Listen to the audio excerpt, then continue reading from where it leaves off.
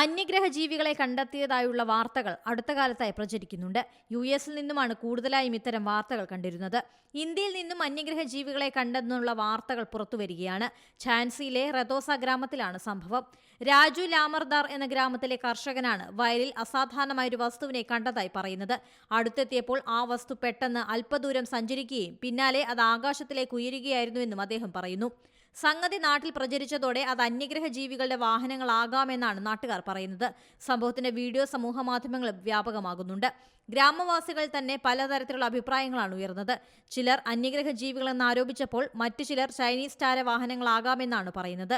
Video സമൂഹമാധ്യമങ്ങളിൽ വ്യാപിച്ചതോടെ വലിയ തോതിലുള്ള ചർച്ചകളാണ് ഉയരുന്നത്. യഥാർത്ഥത്തിൽ എന്താണ് സംഭവിച്ചതെന്ന് ഇപ്പോഴും വ്യക്തമല്ല. സംഭവത്തോട് ജില്ലാ അധികാരികളും പ്രതികരിച്ചിട്ടില്ല.